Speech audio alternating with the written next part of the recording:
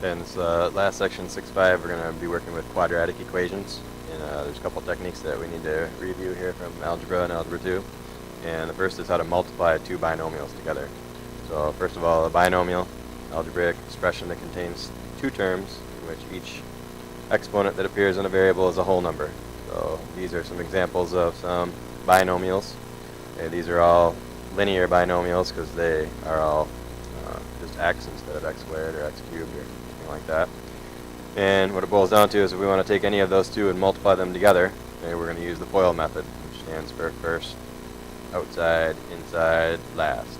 Okay? So this is a technique that we've been using since algebra, still the same technique now. So to use that FOIL method, just to make sure we're clear, we do the simplest two, the x plus 3 and the x plus 4. We do first, so the first term in each of the binomials, we get x times x, which is x squared, of course. The outside, the outside terms, the x and the 4, together those make 4x. The inside terms are 3x, of course.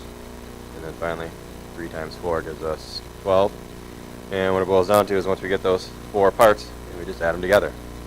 And if there are like terms, we can combine them. And of course, 4x and 3x are like terms. So we put those two together. And so again, part of our work is going to be just using the FOIL method to expand two binomials that are being multiplied together. Now, what we're majority of the assignment though is going to be we're doing the opposite of that. We're going to be taking something that's already in factored form, okay, like this, and going back to the expanded form, and then going back to the factored form. Okay. So the factoring techniques that we're going to learn here are going to be used when we deal with trinomials. Okay. So a trinomial is going to have 3 parts to it, and we may or may not be able to factor this. We may or may not be able to get it back into a form that is 2 binomials. Okay. Some trinomials can be factored, some can't. Okay. So we're going to learn some techniques though for factoring to try to get this back to this. Okay. So we know how to go this way, but the question is, can we go backwards and get back to this way? And the other question is, why would we want to do that? So we'll get to that too in a minute. So if we look at this is a strategy for factoring x squared plus bx plus c, and you'll notice that the x squared here, I'll rewrite it here, the x squared is just x squared, the b could be any number, the c could be any number, but you'll notice there's no a here, there's no number in front of x squared. So we're going to use this technique anytime that we have just an x squared only. If there was a 2x squared or a 3x squared in front of that or some other number, then we're going to use a different technique altogether. Okay? So ultimately, the technique is to put an x as the factor in each of the first 2 spots, because we know that we're basically trying to unfoil this, and if we did x times x, that would give us the x squared term. We put them in those 2 positions. Okay. All right, and then what we want to do is list pairs of factors of the constant term, which is the c here. Whatever this c is, we're going to list the pairs of factors. Okay. And what we want to do after we make a list of these factors, okay, we're going to try combinations. It's basically a trial and error process. Okay, we're going to try combinations of these factors as the second term in each set of the parentheses, and then select a combination which is the sum of the inside and outside, okay, equaling bx. Okay. And then of course we can check that by when we get done, we can just FOIL it back out and make sure we get back to what we started with. That's the check part. Okay. All right, and then one other point here is, as I mentioned earlier, we can factor some quadratic equations, not all. Okay. And if you find that there is no combination that works, then we say it's not factorable, or we also could say it's prime. Okay. So let's take a look at a couple examples here, how to use that method. So we have x squared plus 6x plus 8. So if we recognize that we can put our x's in the first 2 parts of the parentheses, and then the 8, and what we want to do is make a list of the factors of 8. So starting out with, again, x and x in the first 2 positions, if we make a list of the factors of 8, could be 8 and 1, could be 4 and 2, and keep in mind it's a positive 8 here, so they could also be a negative times a negative and a negative times a negative in either case, so it could have any of these work. Okay? Now here's what we want to look for now though, is that one of these combinations, if this is factorable, one of these combinations is going to add to give us the middle term. Okay? And you can see 8 and 1 certainly doesn't add to give us 6. 4 and 2 does. None of these other two do because they're both be negative in the middle. Okay. So once you establish that it's 4 and 2, okay, again, we're going to try various combinations of these factors. So we don't really have to write them all into the positions or anything. We can just see which one gives us the 6 in the middle. Okay. And again, they did more work than I would expect you to show here in this chart by actually putting all those different combinations in there and doing the inside outside and making sure it's 6. And we can see from the 4 and 2 that it's going to be 6. So at that point we can just put our 4 and our 2 in there and we're good to go. Alright, another one to look at. We're going to use another method for dealing with ax squared plus bx plus c. So notice this time the key element is that it's different because there's an actual number in front of that instead of just 1. So I'm going to teach what we call the AC method. Very similar to the method that we just learned. Okay, but the AC method is going to be as follows. We'll illustrate it with an example here. So we have 3x squared minus 20x plus 28. And of course what we want to do is break that down into the two binomials it came from if that's possible. Okay? So the AC method is going to be as follows. We're going to figure out what is AC.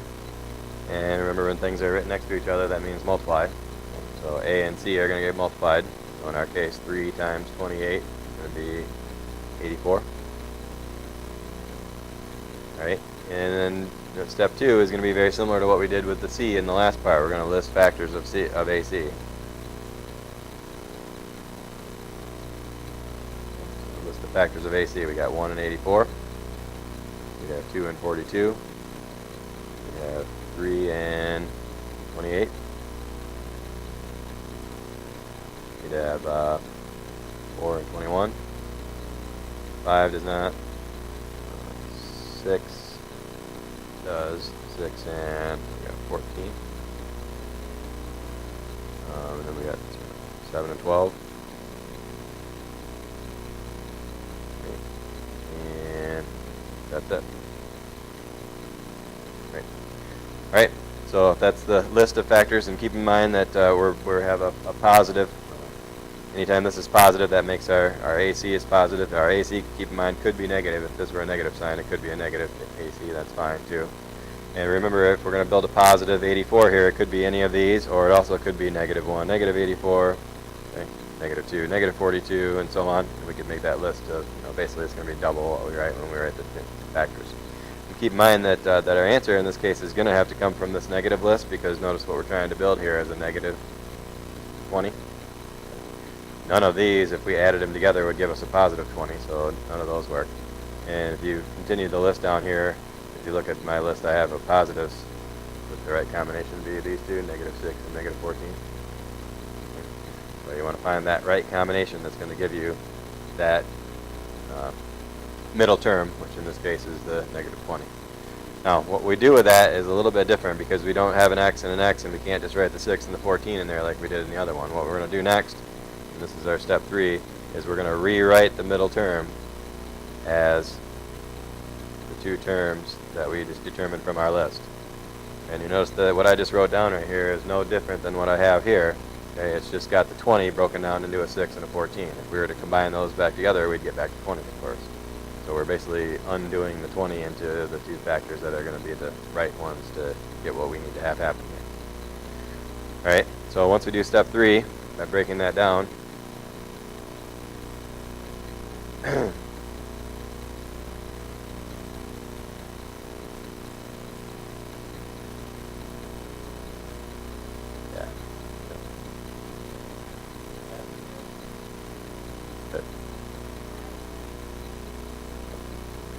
So, and when we once we establish what the right combination is from our list, okay, and then rewrite the middle term as those two, okay, then what we're going to do is we're going to group the first two terms and then group the second two terms. Now, we have to be a little bit careful on this one. Watch what I did here. I wrote this was a negative 14x. If I'm going to have a negative sign out here, one thing I have to keep in mind is that that has to become a negative also inside, because bottom line is when I distribute the negative here, I want to get back to what I started with.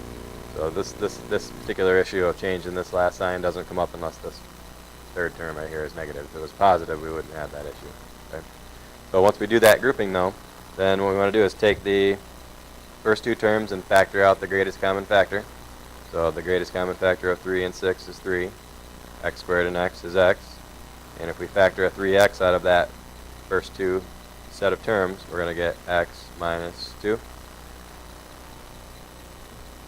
And then minus, of course. And then out of these two, the greatest common factor of those two is 7. And if we divide both of those by 7, we're going to get, not 7, 14, sorry. 14 can go into both of those. So if we do that, we're going to get x minus 2. Now, you know you did it right if these two are the same. If they're not the same, then something's not right. Okay? So I'm going to go back and see if you can make an adjustment. Okay, and what it boils down to is that these two parts that are separated by the subtraction or the addition, depending on which one it is, okay, those two parts both have an x minus 2 in them. Okay, so the factorization of that is going to be x minus 2, and then whatever else is on the outside of the parentheses. So in this case, it's 3x and then minus 14. Okay? So that right there is the final answer. We can certainly check it, again, of course, by FOILing it. So let's check. If we do 3x times x squared, or 3x times x, that's 3x squared. Outside would be negative 6x. Inside would be negative 14x. That makes negative 20 altogether. And then negative 14 times negative 2 is positive 28. Okay. So that's how that process works with the AC method. Again, we've done a lot of these in Algebra and Algebra 2. It's going to take some practice again to make sure that we're clear on how that works. Okay. So a lot of our homework for this lesson is going to be just practicing using that factoring technique. Okay. Now, one of the questions I posed earlier is, why would we want to do that? Why would we want to factor a quadratic equation? Okay. Well, one of the things that's important in math is being able to solve equations in general. We know how to solve linear equations. We've just spent quite a bit of time on that. Okay, now the question is, can we solve a quadratic equation? Can we find out what would make this sentence true? If I were to have a quadratic equation equaling 0, okay, what x would make the sentence true? So what it boils down to is if we're going to solve this by factoring, okay, there's two ways we can solve these. One's factoring, and the other one we'll learn in the next part of the lesson. We'll do that in the next part. We're going to rewrite the equation so that everything's on one side and 0's on the right. So it might be given in this form.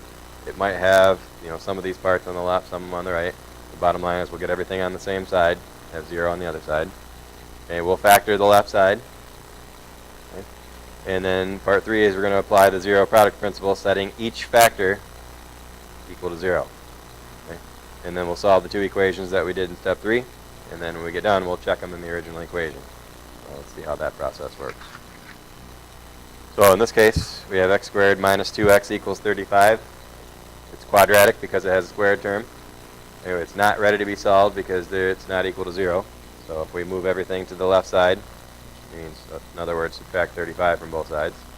Okay. We have an x squared here, not an ax squared. So if we look at factors of 35, okay, and you'll notice that it's factors of negative 35. So if you look at 5 and 7, negative 5, positive 7, 5 and negative 7. The one that makes a negative 2 would be this one, 5 and a negative 7. So when we put them in there, we get negative 7, positive 5. All right, and then step 2 is that we're just going to factor the left side. So now we have this trinomial turned into the two binomials it came from. Okay. And then here's where the solving part comes from. We take each of those separate factors, okay, and we set them equal to 0 individually. That's that zero product principle that they talked about earlier. And once we have x minus 7 equals 0, then both of these are just linear equations. We can just do our linear techniques and get the x alone. So if we add 7 and then subtract 5, we wind up with 7 and negative 5 as our two solutions. And of course, if you put your 7 in here to check, 7 squared is 49. Minus 7 times 2, that's 14. 49 minus 14 is 35, so we know that one's good. If we do that same thing with the negative 5, we'd get 25. If we square a negative, we get a positive. So we got 25 minus, and this would be a negative 10. And minus negative 10 would be plus 10. So that also makes 35. So we know that those are both correct answers. All right. Now, one thing that sometimes happens with quadratic equations is that if we try both and that they both ended up being true, as I mentioned earlier, If it turned out that one was true and one was false, then that false one would not be a solution. So it's important to always check. Then if we do find one that's false, even though we got it as an answer with our techniques we use, we call that an extraneous solution because that's one that doesn't actually provide a true answer. All right, so like I said, for our work for the first part of 6.5, it's going to be primarily working on using FOIL method to expand, using two factoring techniques to get back to factored form, and then once we get it factored, then we can solve the quadratic equation.